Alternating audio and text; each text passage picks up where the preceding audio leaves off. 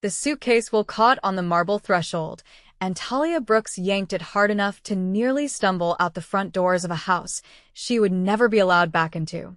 Behind her, the mansion's east wing still smelled like the lemon oil she had rubbed into the banisters that morning, for hours of careful work undone by a single sentence from a man who had never once bothered to learn what her actual job required. Talia had worked as a cleaner in the Han estate for 7 months, light blue uniform dress pressed every morning before the sun came up, hands raw from polish and steel wool, and in all that time she had learned exactly one rule that mattered more than any other. Do not be seen. Do not be heard. Exist only in the results of your work. She had broken that rule 20 minutes earlier when she corrected the household manager in front of a guest. Mr. Song had insisted, loudly, that the west sitting room needed recleaning because dust had settled on a shelf of ceramics, and Talia, exhausted and unwilling to redo work she had already completed twice that week, had pointed out that the dust was fresh, blown in through a window someone had left cracked open during the storm the night before. She had been right. She had also, according to Mr. Song, been insubordinate, and within the hour her employment file was closed and her replacement was already being called in from an agency 2 towns over. Now she stood at the base of the mansion's grand front steps, suitcase in one hand, 7 months of careful, invisible labor reduced to a single manila envelope containing her final pay, and she did not look back at the house because looking back had never once changed anything in her life. She made it 11 steps down the long gravel drive before she heard someone running behind her. Miss Brooks. The voice was low and controlled, but there was an edge of urgency in it that made Talia turn despite every instinct telling her to keep walking. What she saw stopped the breath in her throat more thoroughly than the firing had. Jae-han was not supposed to be home. He was not supposed to be anywhere near the service corridors where a fired cleaner walked out with her belongings in a suitcase that had cost more to pack than to buy. And yet there he was, moving down the front steps 2 at a time, dark suit jacket open and flaring behind him, his usual composure visibly cracked by something that looked, absurdly, like panic. Talia had passed him in hallways before, always at a careful distance, always with her eyes lowered the way Mr. Song insisted was proper for staff. She had noticed things anyway, the way staff always notice things about the people who employ them. The precision of his tailoring. The stillness in the way he stood in rooms full of men who postured and preened around him. The single scar along his left knuckle that never seemed to fade no matter how many months passed. She had never once expected him to know her name. Mr. Han, she said carefully, setting the suitcase down because her arm had started to shake, and she refused to let him see that as fear. I was told to leave the property immediately. I'm not looking for trouble. You are not in trouble, Jae said, stopping a respectful distance away, breathing harder than a man his composure should have allowed. Song fired you. He did. Without consulting me. I don't imagine consulting the cleaner's employer was high on his list of priorities, Talia said, and the dry edge in her voice surprised her, given that she was standing in front of a man whose name half the household staff would not say above a whisper. Something flickered across Jae's face, not quite amusement, closer to recognition. Song does not run this house, he said. He believes he does because I allow him the appearance of authority to keep the staff functioning without my daily involvement. He does not have the authority to terminate anyone without my approval. Well, Talia said, gesturing at her suitcase, someone forgot to tell him that before he emptied my locker. Jae's jaw tightened, and for a moment the mask of composed authority slipped into something closer to controlled anger. Come back inside, he said. Song will be dealt with. Talia felt something cold settle in her stomach, the practical instinct of a woman who had learned the hard way that men with power rarely fixed problems without creating new ones for the people beneath them. With respect, Mr. Han, I don't need a job that comes with this much drama attached to it. I'll find work somewhere quieter. This is not about your job, Jae said, and something in the way he said it made Talia go very still. I came out here because I could not let you walk down that driveway without telling you something I should have said months ago. The gravel driveway suddenly felt very long and very exposed, the mansion looming behind them, a single upstairs curtain twitching where someone was undoubtedly watching this entire exchange unfold. Mr. Han, Talia said slowly.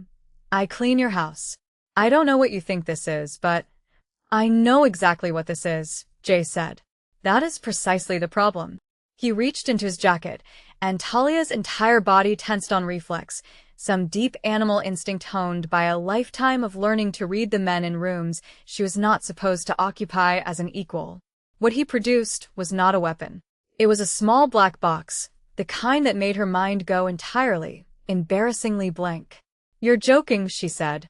I have never been less inclined to joke in my life, Jay said, and his hand, she noticed, was not entirely steady. I have watched you work in this house for 7 months, Talia Brooks, and in that time you have shown more integrity, more quiet confidence, and more genuine care for the people around you than anyone else who has ever worked in these walls.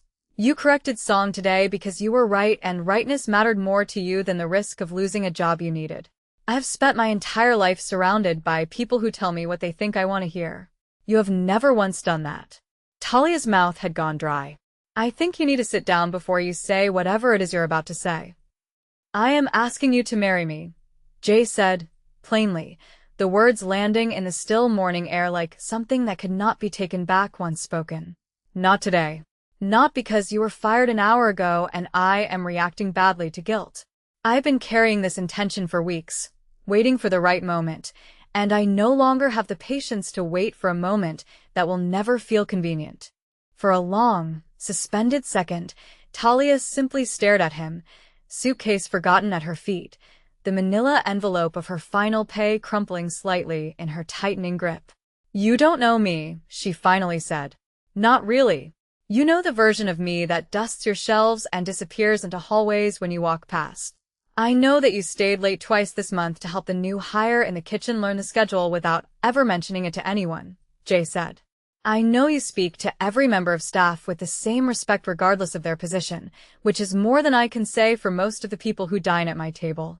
I know you argued with Song today because you would rather lose your income than let a small, stupid lie stand uncorrected.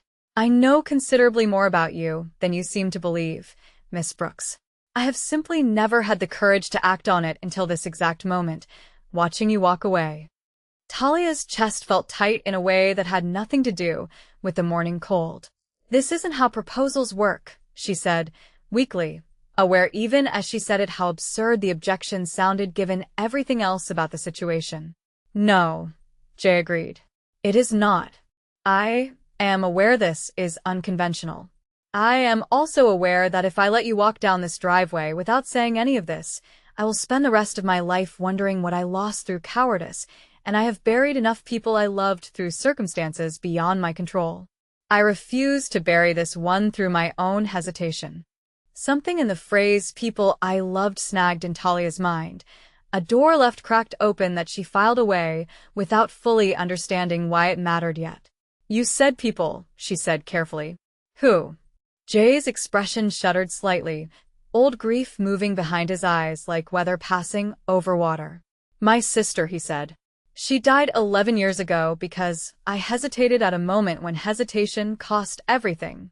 I do not intend to make that mistake twice in one lifetime. Talia did not press further, some instinct telling her that grief this old deserved more privacy than a gravel driveway could offer, but she filed the admission away carefully. Another piece of a man she was only now beginning to understand was far more complicated than the cold, distant employer she had spent 7 months quietly observing from the edges of rooms. I need you to understand something, Talia said finally, setting the manila envelope down beside her suitcase so she could speak without the physical reminder of her firing weighing down her hands. I grew up watching my mother clean houses for people who never once looked her in the eye. I promised myself a long time ago that I would never let a powerful man's attention make me forget who I actually am. If I say yes to anything with you, it has to be because of who you actually are, not because you're offering me an escape from an unemployment line. I would expect nothing less from you, Jay said, and there was something almost like relief in his voice, as though her resistance confirmed exactly what had drawn him to her in the first place. I am not asking for an answer today. I am asking you to come back inside, keep your position, and allow me the chance to be known by you properly on your terms, at whatever pace earns your trust honestly. The proposal was not meant as pressure. It was meant as honesty, offered before I lost the chance to offer it at all.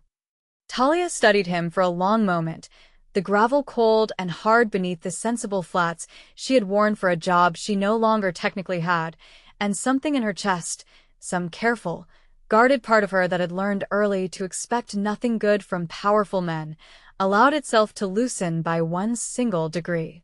Song stays fired for managing me, she said finally. If I come back, I report to someone who isn't going to throw me out over dust that isn't my fault. Agreed, Jay said, immediately, without a flicker of hesitation.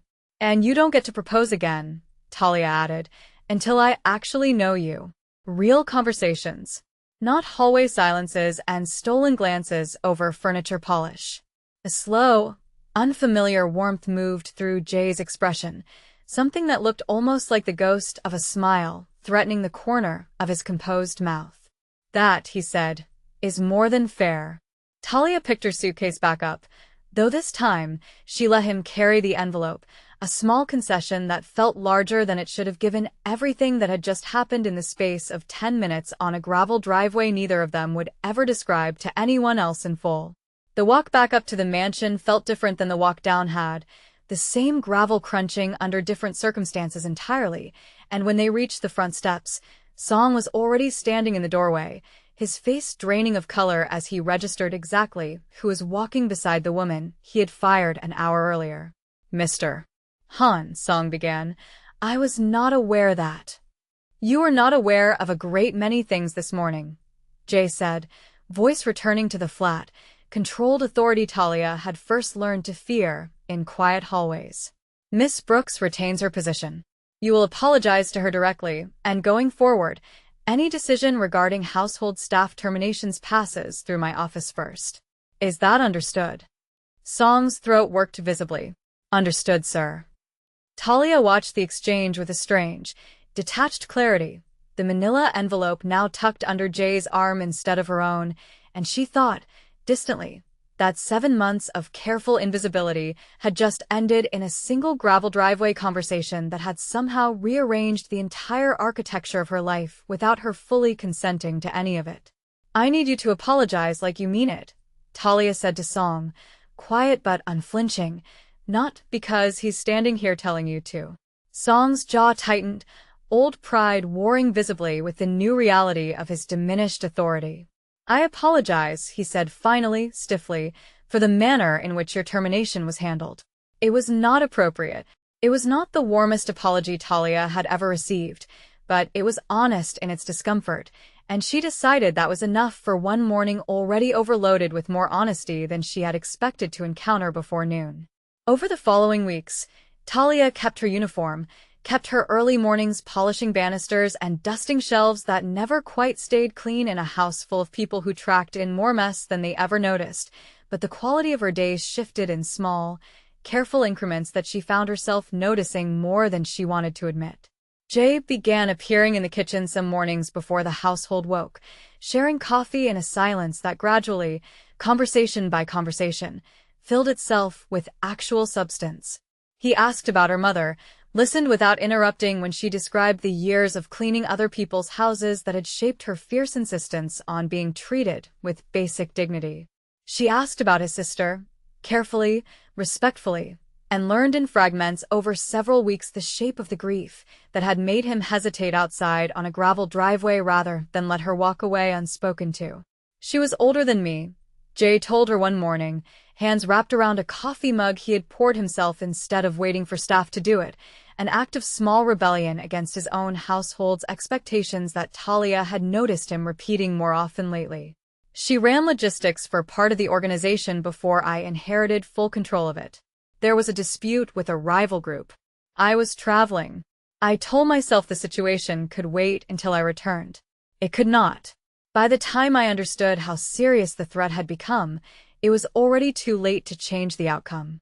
Talia did not offer empty comfort, some instinct telling her that this man had received enough of that already from people who wanted something from him. That's not the same as hesitating with me, she said instead. You didn't hesitate on the driveway. You ran. I am aware of the contrast, Jay said quietly. It is precisely why I ran. Their conversations built slowly, the way trust is built by people who have both learned the hard way not to hand it out freely, and Talia found herself, against every careful boundary she had constructed around her own heart, beginning to understand the man beneath the composed authority she had spent 7 months quietly observing from doorways and hallway corners. He was patient in a way she had not expected from a man who commanded absolute obedience from everyone else in his orbit. He listened more than he spoke, and when he did speak, his words carried the particular weight of a man who had learned early that careless speech in his world could cost lives. The household itself adjusted slowly to the new dynamic, some staff members watching Talia with poorly concealed suspicion, others with a kind of cautious respect for a woman who had apparently earned something none of them had managed to secure in years of careful service. Song, for his part, kept a wary distance, professional but visibly uncomfortable each time Talia's path crossed his own, the balance of power between them permanently and irrevocably altered. It was nearly 2 months after the driveway conversation when the first real complication arrived, in the form of a business associate named Yun Tae-min, a broad-shouldered man with an easy smile that did not quite reach his calculating eyes, who arrived for a dinner meeting and made his opinion of Talia's presence in the household unmistakably clear within minutes of noticing her clearing dishes from a side table.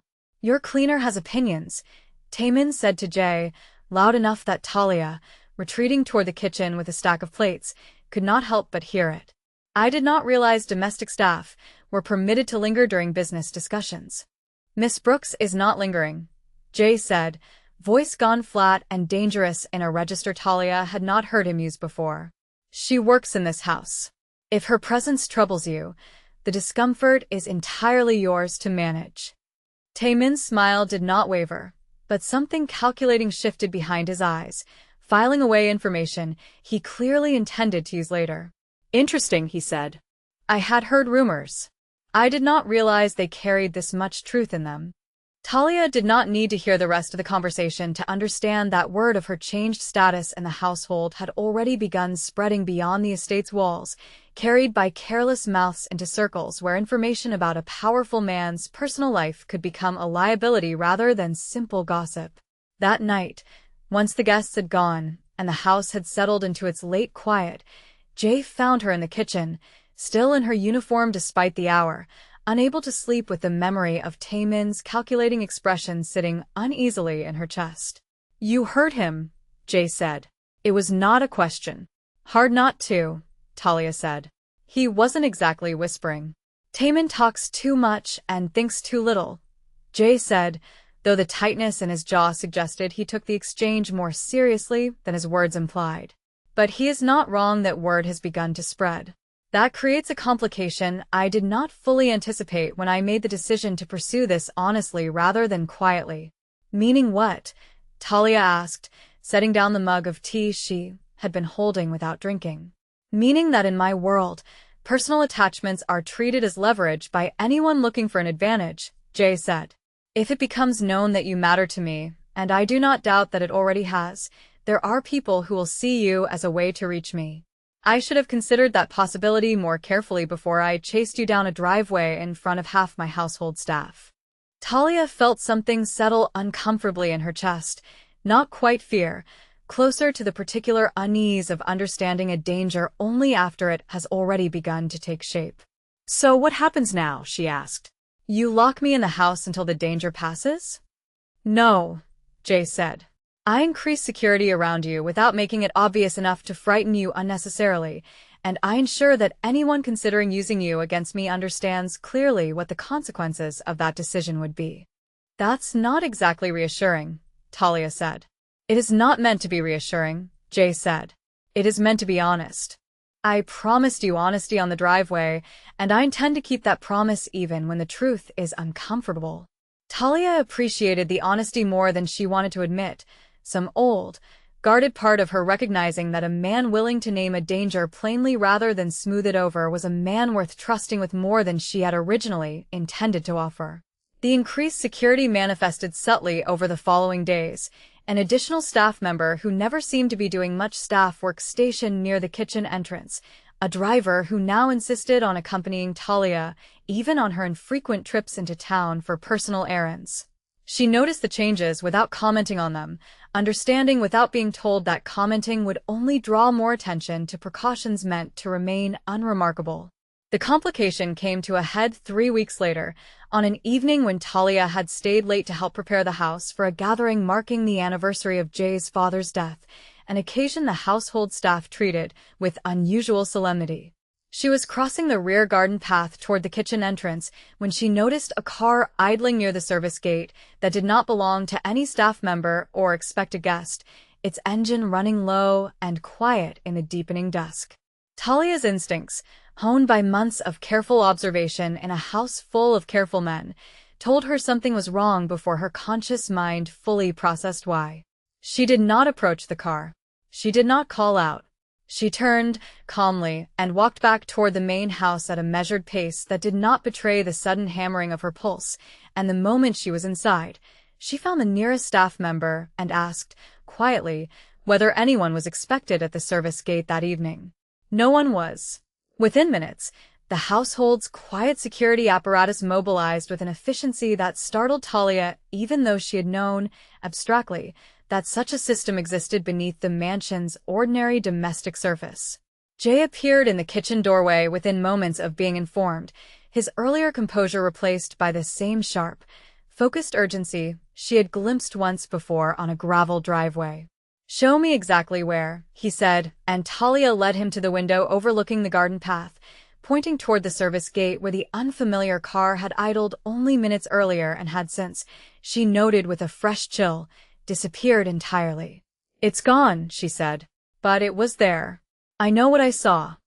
"I believe you," Jay said, already speaking quietly into a phone Talia had not seen him produce, issuing instructions in the same flat, controlled tone he used for every decision that mattered. When he lowered the phone, his eyes found hers with an intensity that made her chest tighten. "You did exactly the right thing," he said. "You did not approach, you did not panic, and you reported it immediately. That instinct likely kept you safe tonight." "I didn't do anything special," Talia said. "I just noticed something wrong and didn't ignore it." "That is precisely the instinct that keeps people alive in my world," Jay said.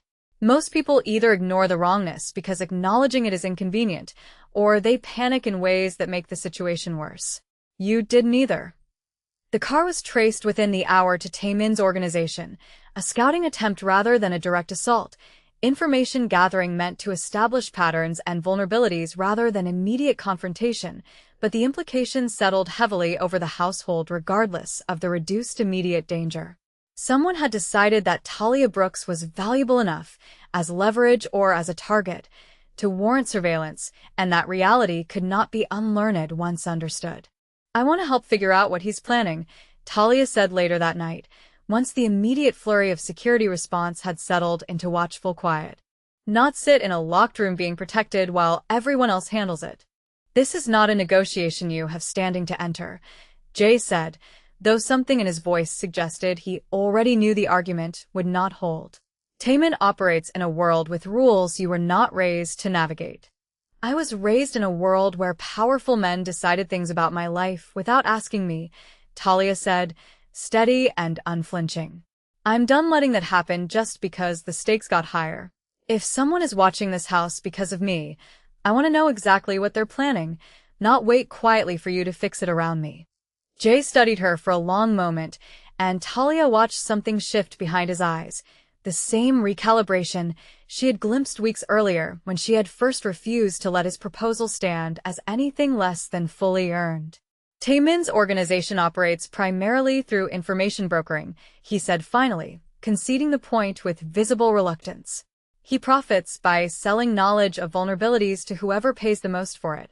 If he believes you are a vulnerability worth selling, the danger is not violence directly against you, at least not initially. The danger is that your presence in my life becomes a piece of information he auctions to anyone with a grievance against my organization. Then let's make sure that information isn't worth anything to him," Talia said. "Meaning what?" Jay asked, echoing her own question back at her from weeks earlier.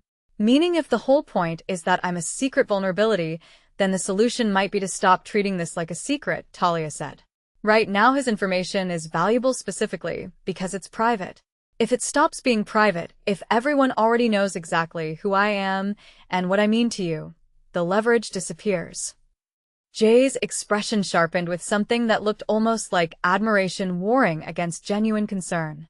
You are suggesting we make the relationship public specifically to remove Taemin's ability to profit from concealing it. I'm suggesting you stop letting a man like that decide how we live, Talia said. You said it yourself. Attachments become leverage when they're hidden and vulnerable. Make it not hidden anymore. The following week, Jay hosted a gathering that every relevant figure in the organization's circle attended, and Talia stood beside him throughout the evening, not in her cleaner's uniform but in a simple, elegant dress that Jay had insisted on providing without making it feel like an imposition, and she watched, with quiet satisfaction. The exact moment Taemin's calculating smile faltered as he understood that whatever he had planned to sell was no longer a secret worth purchasing. You have made an interesting choice, Taemin said to Jay later that evening, his tone carefully neutral in front of the assembled guests.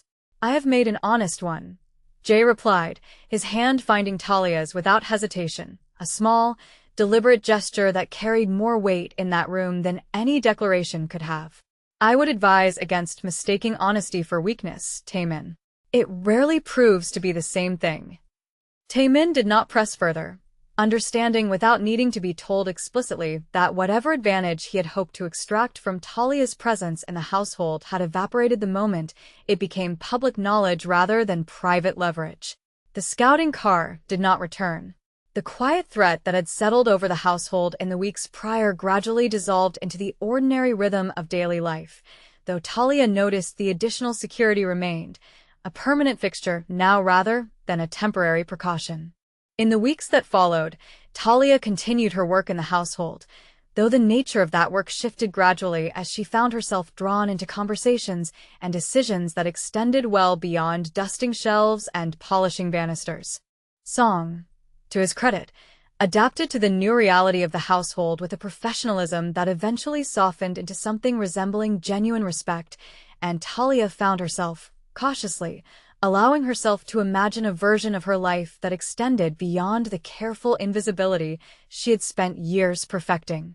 It was on a quiet evening nearly 4 months after the gravel driveway conversation that Jay found her again, this time in the garden rather than fleeing down a driveway, the same black box from months earlier once again in his hand, though this time his composure held steady rather than cracking under the weight of urgency.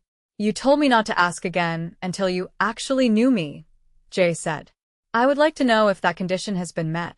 Talia considered the man standing in front of her, the careful patience he had shown across months of honest conversation, the way he had listened to her insistence on being treated as an equal rather than a possession, the danger they had navigated together not through his protection alone but through her own agency and insight, and she found, somewhat to her own surprise, that the guarded caution she had carried into this house 7 months earlier had gradually, honestly, been replaced by something far steadier. It's been met, she said. Then I am asking properly this time, Jay said, opening the box to reveal the same ring from months before, still simple, still without excessive display, exactly the kind of honest offering that suited the man who had chased her down a driveway rather than let her leave without truth between them. Talia Brooks, will you marry me? Not as an escape from unemployment, not as a solution to danger, but because I have come to understand, across these months, that you are the steadiest and most honest person I have ever been fortunate enough to know. Yes, Talia said, and the word carried none of the uncertainty that had colored the driveway months earlier, only quiet, earned certainty. But Song still doesn't get to manage my schedule. A genuine laugh escaped Jay then, unguarded in a way Talia had rarely witnessed in her months in the household, and he pulled her close in the quiet garden, the mansion's lights glowing warm behind them. The danger that had once threatened to define their beginning now settled into the steady, ordinary rhythm of a life neither of them had expected but both had chosen, deliberately, with open eyes, to build together.